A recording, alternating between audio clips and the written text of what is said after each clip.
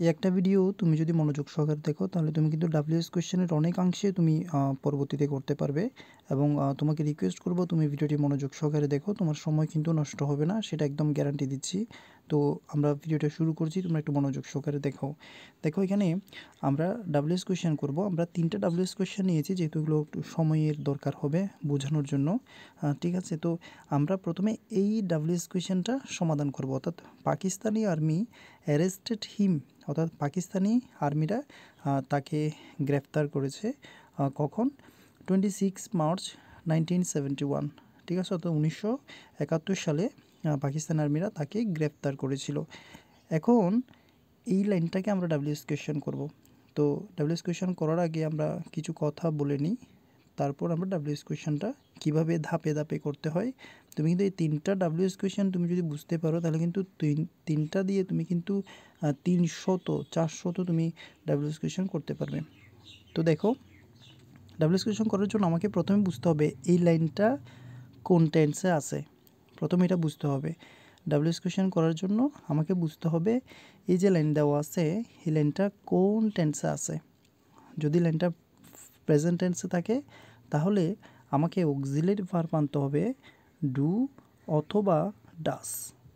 যদি প্রদত্ত সেন্টেন্সটা যদি প্রেজেন্ট টেন্সে থাকে তাহলে অক্সিলারি ভার্ব আনতে হবে প্রশ্নের বেলায়, অর্থাৎ ডাব্লিউএস কোয়েশ্চেন যখন আমরা সেন্টেন্সটা করব তখন সেক্ষেত্রে ডু অথবা ডাস আনতে হবে।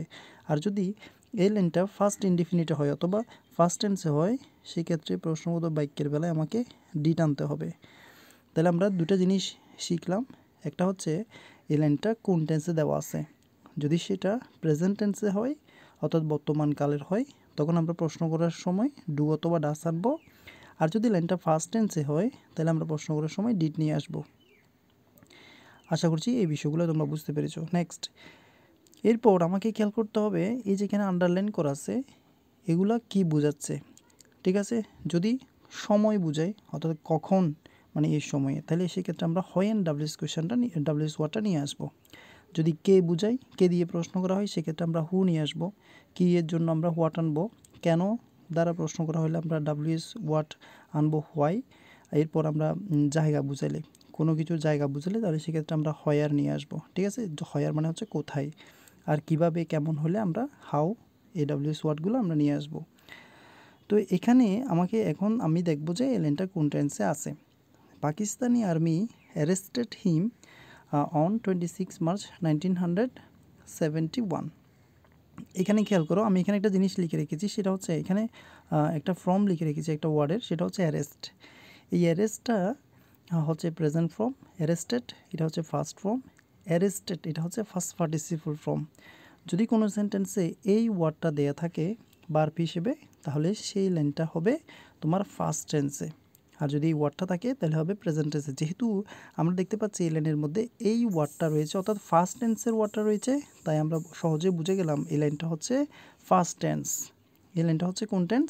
First tense. সো এই ফার্স্ট টেন্সটাকে আমরা যখন প্রশ্ন নিয়ে যাব তখন কিন্তু আমাদের কি আসবে? ডিড আসবে। আগে বলেছিলাম প্রেজেন্ট টেন্সের জন্য ডু ডাস আর ফার্স্ট টেন্সের জন্য ডিড আনতে হয়।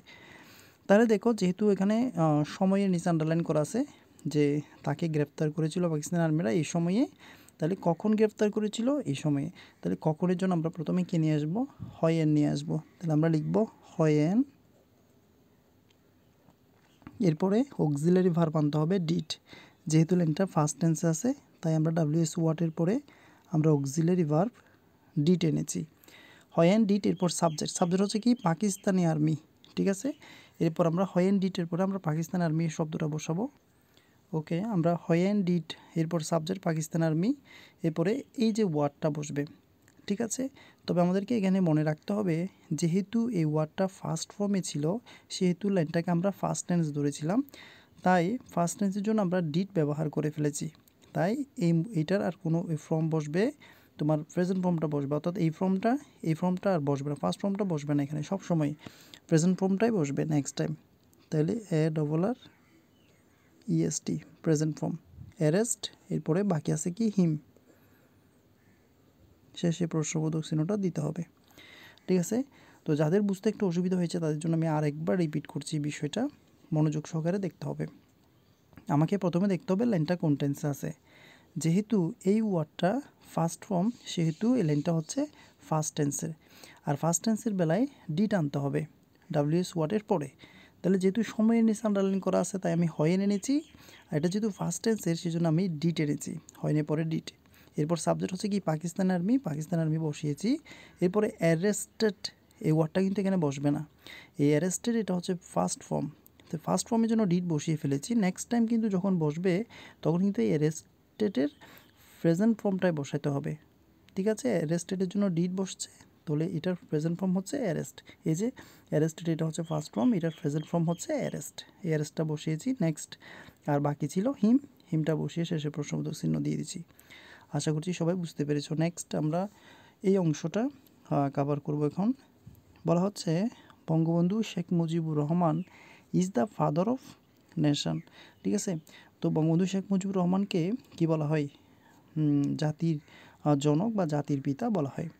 এখানে শেখ মুজিবুর রহমানের নিচে আন্ডারলাইন করা আছে, যেহেতু ব্যক্তির নিচে আন্ডারলাইন করা আছে তাহলে আমরা কাকে জাতির পিতা বলা হয়? বঙ্গবন্ধু শেখ মুজিবুর রহমানকে। তাহলে কাকে বা কে যদি হয় তাহলে সেক্ষেত্রে আমরা কিন্তু হু নিয়ে আসব।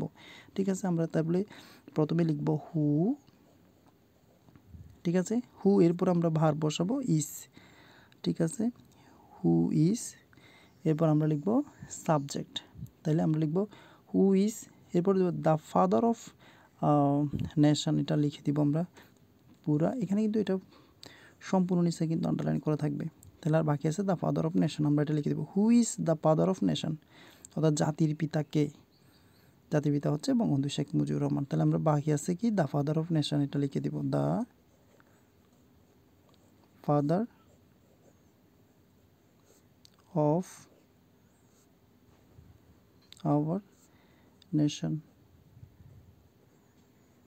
তাহলে প্রশ্নটা হচ্ছে কি who is the father of our nation, অর্থাৎ আমাদের জাতির পিতা কে? কে? বঙ্গবন্ধু শেখ মুজিবুর রহমান। তাহলে কোনো ব্যক্তির নামের নিচে যদি আন্ডারলাইন করা থাকে তাহলে সেক্ষেত্রে হু দিয়ে প্রশ্ন করতে হবে, এবং এখানে ভার্ব আছে ইজটা আমরা বসাবো, এবং বাকি যেটা আছে দ্য ফাদার অফ নেশন এখানে বসবে, শেষে প্রশ্নবোধক চিহ্নটা বসবে। ঠিক আছে, তো এখানে তোমরা যারা স্টুডেন্ট রয়েছো তাদের জন্য একটা কোর্স কিন্তু চলমান রয়েছে, তোমরা চাইলে এটাতে ভর্তি হতে পারো। অবশ্যই নিচে কমেন্টে লিখতে হবে। ঠিক আছে, তো আমরা এখন এটা দেখব। He was born in Tungipara. He was born in Tungipara.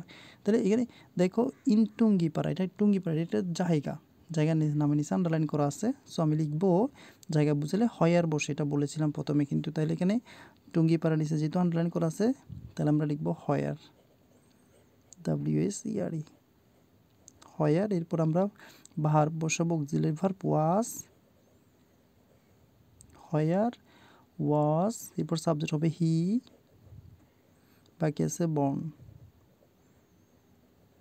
শেষে প্রশ্নবোধক চিহ্ন দিতে হবে। তাহলে কি দাঁড়াচ্ছে?